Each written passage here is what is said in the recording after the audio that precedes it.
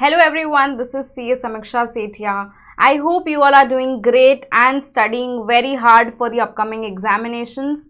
As you can see in this video, I am going to share a very important amendment and an update with you with regard to your law and audit papers. Ma'am ये video कौन से students के लिए applicable है, जरा ये तो बता दीजिए. So this video is applicable universally to all CA, CMA, CS, inter and final students whoever are going to appear for their law paper or their audit paper. तो अमेंडमेंट किस चीज में आई है ma'am? Amendment is there in the definition of small company. We all have studied small company in law and audit, right? So उस small company का जो definition था उसमें कुछ चेंज आया है. ये वीडियो बहुत इंपॉर्टेंट है, इसको पूरा एंड तक आप देखेंगे because in this video I am going to share with you the definition of small company, the meaning of small company. So whoever is not aware of it, जिसको समझ में नहीं आया उनको भी समझ में आ जाएगा. Then I'll be sharing the change, what is the change in the definition, पहले क्या था अब क्या हो गया है. Also I'll be sharing with you how this definition में change is going to impact your studies, especially with respect to audit. Audit में कहाँ पे इस definition के change के वजह से आपको ध्यान रखना पड़ेगा, कौन से ऐसी केस स्टडीज हो सकती है जो इंस्टीट्यूट आपसे पूछ सकते हैं, वो सारे मैं डिस्कस करूंगी. उसके बाद में मैंने एक एग्जाम्पल भी लिया है जिसमें हम लोग एनालाइज करेंगे कि अमेंडमेंट के पहले क्या सिनेरियो था और अमेंडमेंट के बाद अब क्या चेंज आ जाएगा. ऑल्सो लास्ट में मैं आपको ये भी बताऊंगी कि ये जो चेंज है ये कौन से एग्जामिनेशन टर्म से एप्लीकेबल होगा. So do watch this video till the end and if you like the video, do hit the like button. और अभी तक अगर आपने हमारा चैनल सब्सक्राइब नहीं किया है, so guys do subscribe our channel and also hit the bell icon so that you get notified whenever we post updates. Now let's start with the video. So you know that small company has been defined in section 2 subsection 85 of the Companies Act 2013. And along with section 2 subsection 85, the rule that applies to it is sub rule 2 of Companies Specification of Definition Details Rules 2014. तो ये हो गया applicable section और rule जो कि small company पे apply करता है. अभी मैं आपको ये बात भी बता दूं कि जो अमेंडमेंट आया है, the change has been brought to this particular sub rule. इसके अंदर एक नया क्लॉज इंसर्ट किया गया है because of which the definition of your small company has changed. Clear? चलो अभी मैं आपको दिखा देती हूँ सेक्शन 2 सबसेक्शन 85 क्या कहता है. स्मॉल कंपनी कौन सी कंपनी होती है ma'am? So small company is a company other than a public company. So any company other than a public company यानी क्या? यानी कि कोई भी private company, right? Company other than a public company. Now here we have twin conditions which a company needs to satisfy in order to be called, in order to be termed as a small company. पहला criteria ये था, ठीक है? मैं अभी amendment के पहले का डेफिनेशन आपको बता रही हूँ कि पेड अप शेयर कैपिटल जो आप लोगों ने अभी तक पढ़ रखा है, paid up share capital of the company does not exceed rupees 50 lakhs or such higher amount as may be prescribed. So you see this, or such higher amount as may be prescribed. ये जो as may be prescribed है इसको अभी बदल दिया गया है. Okay? And turnover का क्राइटेरिया क्या था? Turnover does not exceed rupees 2 crores or such higher amount as may be prescribed. Now this as may be prescribed has been changed. Clear हो गया आपको?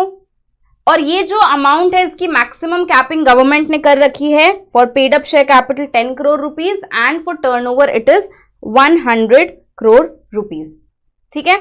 अभी इस स्मॉल कंपनी के डेफिनेशन में तो एक बार समअप अगर करूं तो स्मॉल कंपनी क्या थी पहले के हिसाब से? It is a public company, it is a company other than a public company जिनको दो क्राइटेरिया सेटिस्फाई करना है. Paid up share capital does not exceed rupees 50 lakhs and दोनों क्यूमुलेटिवली सेटिस्फाई करना है and turnover does not exceed rupees 2 crores और such higher amount as may be prescribed. Clear? इसके 3 exceptions हैं.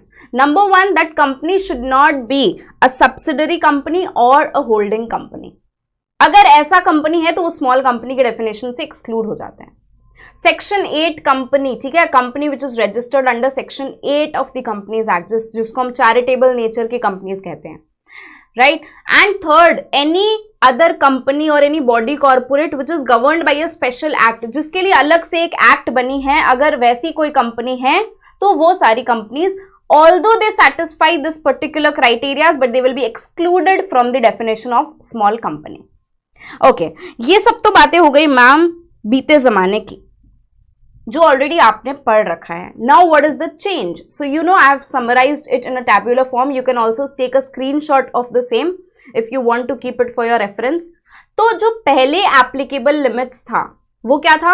पेड अप शेयर कैपिटल के लिए it was 50 lakh rupees, paid up share capital के लिए ma'am it was 50 lakh rupees, and for turnover the limit was 2 crore rupees.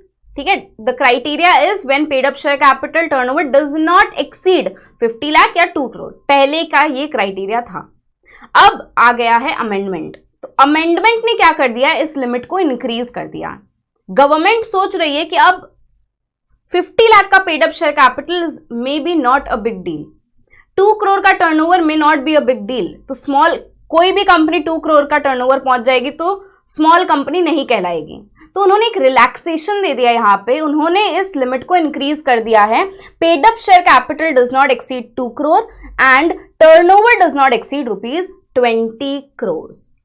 तो 50 लाख को कर दिया गया है 2 करोड़ एंड टर्नओवर जो कि 2 करोड़ था उसको कर दिया गया 20 crore. So now this is no longer applicable.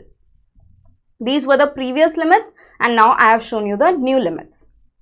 चलिए मैम, ये तो आपने बहुत बढ़िया बता दिया कि जो आपका specification of definition details rules मैंने बताया उसमें एक नया क्लॉज इंसर्ट किया गया और उस क्लॉज के द्वारा ये लिमिट को बढ़ा दिया गया है.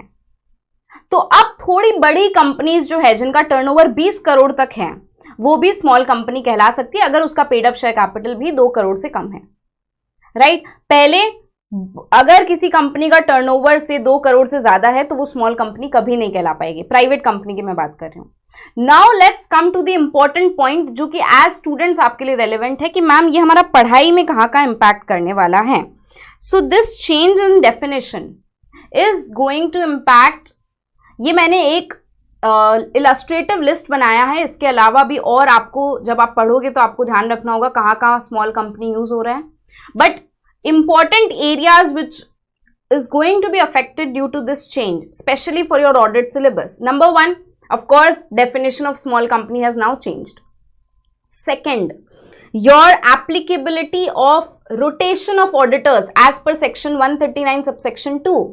कि रोटेशन कौन कौन सी कंपनीज को करना पड़ता है. If you remember, small company and 1 person company has been excluded. Such class और classes of companies excluding small company, excluding 1 person company, इनको रोटेशन नहीं कराना होता ऑडिटर का. तो स्मॉल कंपनी को अगर आपको टेस्ट करने की कौन सी कंपनी, मैम हम एक पर्टिकुलर कंपनी की ऑडिट कर रहे हैं, ठीक है, अब वो कंपनी स्मॉल है कि नहीं, तो उसके जो टेस्टिंग क्राइटेरिया है वो बदल गए. तो आपको एग्जाम में भी अगर कोई केस स्टडी आता है तो you have to test according to the new limits. Next, applicability of reporting on internal financial controls as per section 143 subsection 3 का क्लॉज नंबर आई, जहां पे auditor has to report regarding the operating effectiveness of the internal financial controls. वहां पे भी 3 companies को exemption थी. If you remember, 1 person company, small companies and other private limited companies, जिसका 50 और 25 का एक क्राइटेरिया था, वो आपको ध्यान होगा. तो स्मॉल कंपनी कौन सी कंपनी है ये आइडेंटिफाई करने के लिए now new limits would apply. Next, reporting on CARO 2020. CARO 2020 के अंदर काफी सारी कंपनीज एक्सक्लूडेड है. We know, banking, insurance, section 8, 1 person, small etcetera. तो स्मॉल कंपनी जो है उसका डेफिनेशन अगेन चेंज होने से applicability of CARO would be affected. उसके बाद में ceiling limit on the number of audits that is allowed to a particular auditor. 20 का लिमिट है, आपको पता है ना. तो उसके अंदर भी 1 person, small, dormant and other private limited companies जिनका paid up share capital 100 crore से कम है वो एक्सक्लूडेड होती है. तो अब स्मॉल कंपनी को चेक करने के लिए अगर कोई केस स्टडी टाइप का क्वेश्चन आ गया तो आपको नई लिमिट्स को यूज करना पड़ेगा. ये एक इलस्ट्रेटिव लिस्ट हो गया. इसी हिसाब से whenever you are studying for your law audit paper, तो you have to keep in mind, कहीं पे भी स्मॉल कंपनी आया, दिमाग की बत्ती को जला दो, stay alert, and then you have to keep in mind कि हमें अब नया लिमिट्स के हिसाब से इसको पढ़ना है। ओके, एक छोटा सा एग्जाम्पल यहाँ पे मैंने ले लिया है जिससे और आपको क्लैरिटी आ जाएगी। So you see this Azad private limited, it's a private company, इनका पेड अप शेयर कैपिटल कितना है, 50 लाख का है, and turnover of immediately preceding financial year ₹15 crores. Now we need to test the applicability of these 4 things, 1, 2, 3 and whether CARO 2020 would apply to this company or not. So before amendment, this company was not a small company, although paid up share capital उसका 50 लाख था, मतलब आपका criteria satisfy हो जाता है, but twin condition का second condition, and turnover of immediately preceding financial year does not exceed 2 crore, amendment के पहले है, राइट? तो यहां पे कंपनी स्मॉल कंपनी नहीं होगी, hence CARO would apply. But after amendment this company is now become a small company, because turnover का limit हम कितना क्या चेक करेंगे मैम, हम कंपेयर करेंगे 20 crore से, it is less than 20 crores, hence CARO would apply. Similarly rotation of auditors के लिए स्मॉल कंपनी, अमेंडमेंट के पहले this company was not a small company, hence rotation would apply, but amendment के बाद अब ये कंपनी स्मॉल कंपनी हो गई तो दिस रोटेशन का concept would not apply. Similarly बाकी 2 केसेस में रिपोर्टिंग ऑन आईएफसी, अमेंडमेंट के पहले yes auditor will have to report because it's not a small company, amendment के बाद auditor does not have to report on IFC because it's no more it's a small company. Ceiling limit on audits, क्या हम लोग उस 20 के limit में इस company को काउंट करते? अमेंडमेंट के पहले यस काउंट करते बिकॉज ये स्मॉल कंपनी के दायरे के बाहर है, बट अमेंडमेंट के बाद it will not be counted in the limit of small companies. Clear? इसी तरह से आपको भी अपने एग्जाम के लिए whenever you are preparing, तो यू हैव टू थिंक कि कहाँ पे ये चीज हमारा अफेक्ट कर सकता है, बिकॉज सी अमेंडमेंट आया, ये सबको पता है कि चेंज हो गया definition, but now how will it impact your studies, how which topics will be affected because of this, ये कई बार हम लोग नहीं इंटर रिलेट कर पाते हैं। So this is why this video is very important because you have interrelated the topics that you have studied with this amendment also. Clear? I hope you found this video helpful. Now I am going to tell you कौन से examination terms में ये amendment आपका apply करेगा।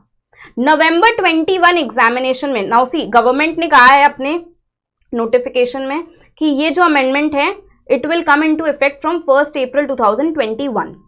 सो नवंबर दिसंबर में जो लोग exam दे रहे हैं उनके लिए तो ये एप्लीकेबल होगा, बिकॉज नवंबर में आपके जब नवंबर दिसंबर में एग्जाम देते तो 6 months पहले तक की अमेंडमेंट सारी अप्लाई करती हैं, और कंफर्मेशन आपको मिल जाएगा आपके रिविजन टेस्ट पेपर से।